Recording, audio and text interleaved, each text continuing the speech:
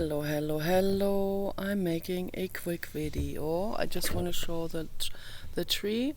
This is the tree that is leaning.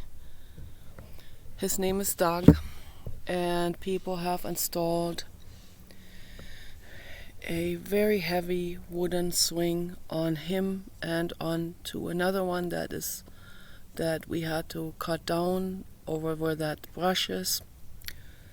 And the swing had pulled this tree over while the tree was still growing and young, and that's the result. And it caused the tree to suffer. Plants can suffer. Okay, they have a very mechanistic type of nervous system. They don't have a central nervous system. They don't feel pain in that sense, but they can suffer. They do. And they feel it. I'm sure they feel it also. Okay, and so you can see all kinds of results. You see plants excreting toxins in order to protect themselves. They also excrete tree resin, and Doug has excreted a lot of tree resin, like handfuls of Douglas fir tree resin, because obviously the tree was suffering. So never ever put drill anything into a tree or plant. Okay, leave the plants, leave the trees natural the way they are. Let them grow. Don't hang anything on a tree. Don't use a tree as some kind of fence post or as some kind of notification post in parks or whatever. Leave the trees natural. If you want to put a notification post up onto a parking lot or park or whatever it says, no parking or no hunting or whatever, then put that onto a separate individual metal post. Okay? Don't post anything to trees. Don't carve your initials into trees. Okay? You don't have to do this. Okay? Leave the trees natural the way they are. This is very infinitely important. So there are other things that have been on my mind also since I made the last video. I'm gonna sit here on my geriatric shower chair. I like this chair because you can extend it up high and it's more comfortable, and it can be rained on and stuff like this, so it's really nice. So this is very nice, sitting under Doug. It's beautiful. The sun is shining, the warm sun rays in. So, and the baby dog is there waiting to go. We're going to the horses. So maybe I will make a video there. Maybe I will film the horses. We have to make sure that the baby dog does not get near the horses, because the last time we were there, the albino horse and his girlfriend, they're back, and the albino horse likes him so much, and so the albino horse was trying to smell on him, and the baby dog got mad and barked and snapped at him. And that was so terrible. And then the albino horse tried to pull his nose back, and as he was pulling his nose back, he hit the back of his head onto one of those metal bars by that gate. And so I don't want this to happen again. We have to keep the baby dog separated from the horses. He's not good with horses. I would say he's not good probably with most animals. He's okay with some dogs, but I would say that it's not very safe for him to be around other animals like horses, deer, cows. And they have a reputation for that, the American Staffordshire Terrier. Okay, so Paul figured out now 100%. It took us a long time because there are many breeds that look like him. Very, very similar, and most people would not differentiate between them. At the animal shelter, they wrote in on the paper, pit bull. So, well, of course, because, he looks like a pit bull. But he's an American Staffy, and I think he's a pure blood American Staffy. And he's gorgeous. And he is a lover for people, for sure. And I'm sure he would get along with another dog. But they have a reputation of not getting along with other animals in general. So with cats, he already killed a cat. It's very, very tragic. He killed the cat that used to come into our house. It's really horrible. And Paul was the one who had him on the long leash, on the retractable leash, and Paul wasn't paying attention. Baby dog went up there on the porch. The cat was in the cat house that we made for him. And he was sleeping in there, and then by the time the baby dog got there and jumped up there with his paws, the cat woke up, tried to get out, but baby dog is so he's lightning fast, much faster than a cat.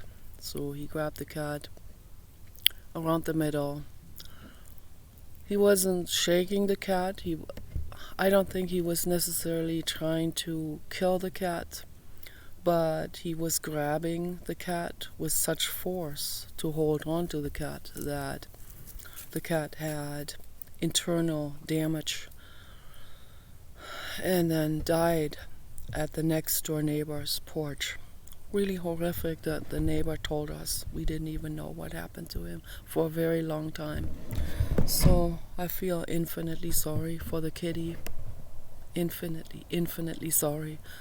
I love that kitty, and the kitty was always coming to visit us for years. After the papa died, the kitty always came to us and visited us and the neighbor.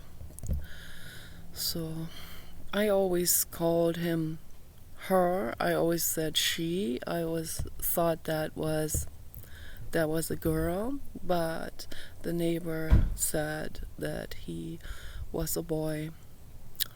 And Paul thought that the cat was in heat, and the cat was just trying to be friendly with us, and was lonely, was really needed affection and petting and all of that. But there are other things that I wanted to talk about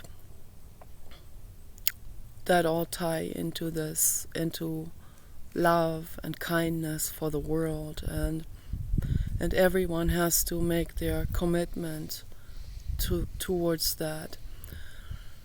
And so I noticed that a lot of kind people fall prey to someone who has psychopathic violence inside of them. There was a couple in LA.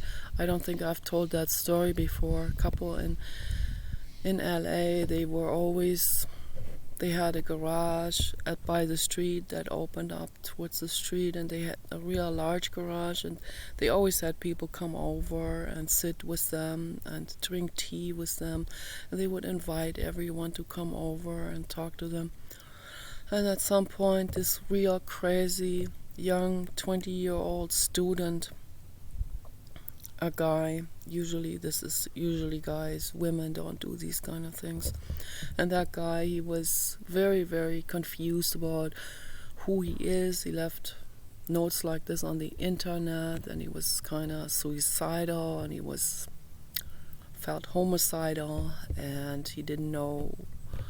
He felt, I guess he felt like he needed to prove something to himself or to other people, how tough or how mean he is or something. And all of these are just egoic ideas. So he ended up walking by their house, and he probably has been walking by their house many times. And maybe he saw them happy. They were happy together. I don't know how old they were, still young and happy together. Two good-looking people, very happy couple. And he probably he was jealous, or he didn't have that. All of these things, accumulating. And then when he never talks about these feelings, he never talks about all of this, and he may have said some things on the internet once in a while, he would say something, but then nobody really picks up on it and says, hey, what's going on?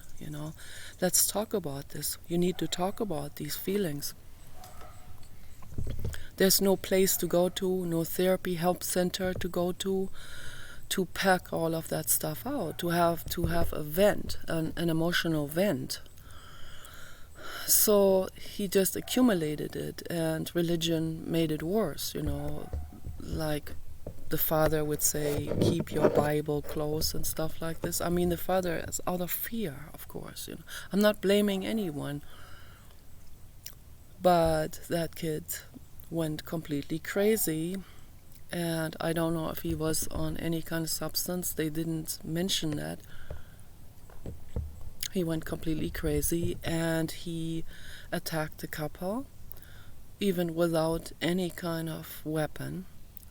He was big and strong, and half Latino, very, very muscular. And he went after the husband.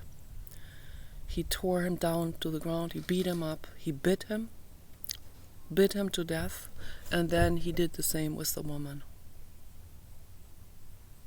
Absolutely abhorrent, So I needed to talk about this because I want people to become aware of what suppressed feelings can do to a person. I mean, not everyone. These are much rarer cases than. I mean, those are like. That's only a few people that will do something like this, attack total strangers on the street or invade into the house.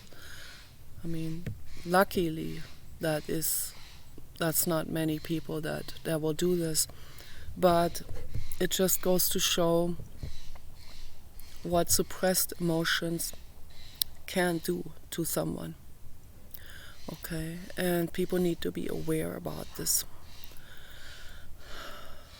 This should never happen, something like this, where emotions accumulate to a point of complete criminal insanity. That should never, ever happen. Never. And even if he was on some drugs, there are many other people that have been on drugs, on the same drugs, and they wouldn't do it. So, of course, drugs make this worse, much worse.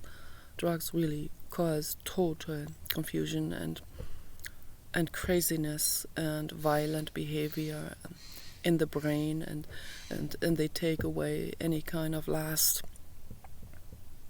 reason or inhibitions.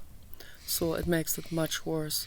But obviously, it's not just the drugs. The real underlying root cause for that is suppressed emotions. When people keep on suppressing their emotions because whatever society says you have to, I said it in my other videos, when society says jealousy is bad, you have to suppress it or you have to not feel it. How can someone not feel it when they feel it? They'll just suppress it, right? And then it's under a pressure cooker. It's still there. It hasn't been worked with. It hasn't been laid on the table. It hasn't been vented. It hasn't been discussed. It has not been talked about to anyone. And that's really a serious problem. And with this guy, he felt like he needed to prove something. That's my impression. He wanted to prove something to himself, even though he was popular in his high school and he had a bunch of girls and he was very good looking. He still felt like he needed to prove something to himself, or he needed to show off or be tough, or there was something like he didn't have love. The girls he found, maybe that wasn't really what he wanted. That was not real love. They were all proving something to themselves, and everyone in society just walking like a zombie through the world, trying to prove something to themselves or to others, totally bypassing the actual real connection to someone. Like I meet someone and I'm really present there and I listen. With Elliot Rodger, the story, the guy in Santa Barbara, also student at the university. He snapped, completely went berserk, started to shoot people, then ran over them with his BMW.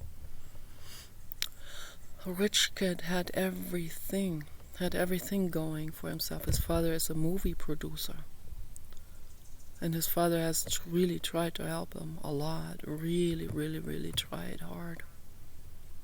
Every time he was at home, and I mean, those people are busy, of course, but every time he was at home, he was very close to him and he wanted to help him.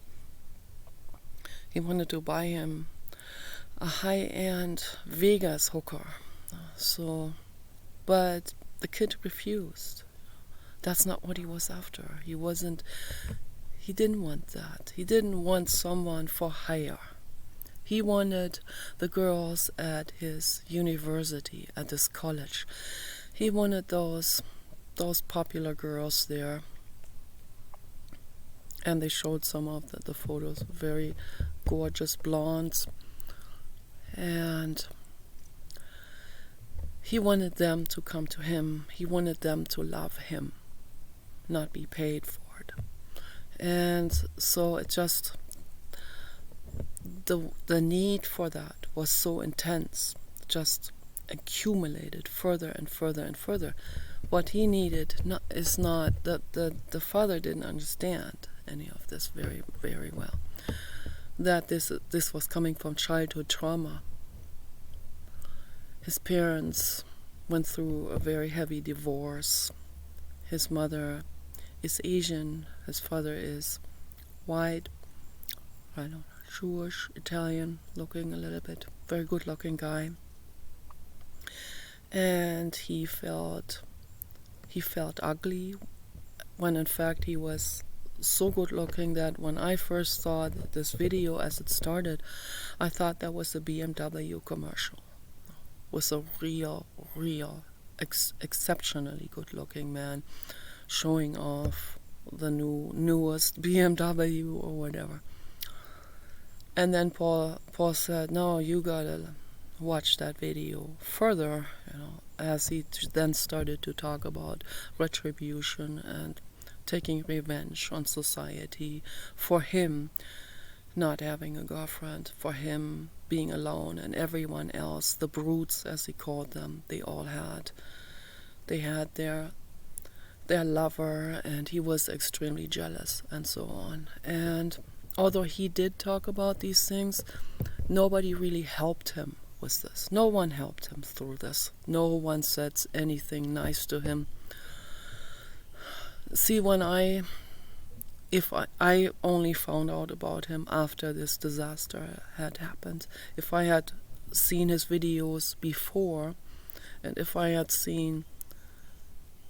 watched his videos and heard him say about retribution and that he's going to kill people, I would not have even flagged the video. I would have contacted law enforcement about this, and I would have warned people. I guess there were some people that have warned law enforcement, but they didn't seem to take this very seriously. I don't know why this is. Why can't people take this very seriously, particularly when someone makes threats already like that?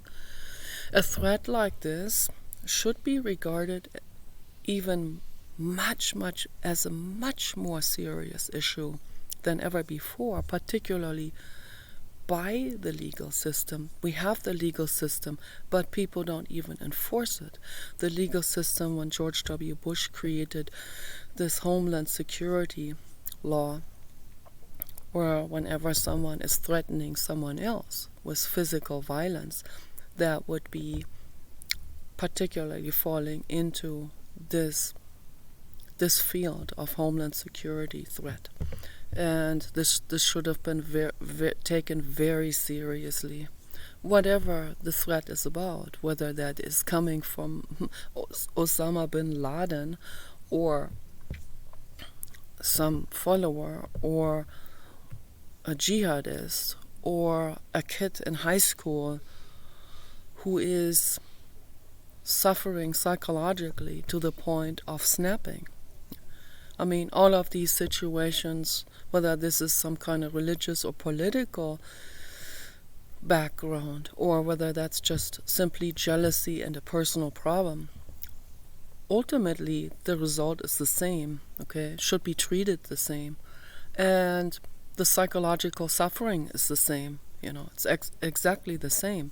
You can't say, oh, just because the one person is doing this for his religious cause, or what. There are plenty of other people who don't do this for their religious cause. Okay, there are plenty of Christians who do not shoot abortion doctors or global warming scientists, but a handful of them do. And so let's look a little bit deeper. Why are they doing it? Obviously, because they have accumulated some massive emotional issues. This is mental illness. This is not religion.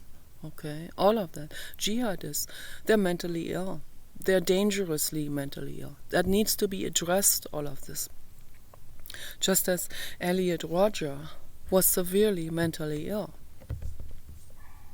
and that kid that bit this couple. Okay.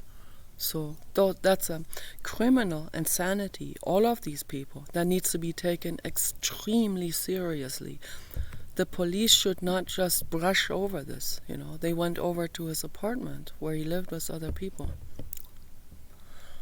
and they should have searched. They should have gotten a search warrant. They should have searched his room. They would have found all of these assault rifles and other weapons. So yeah.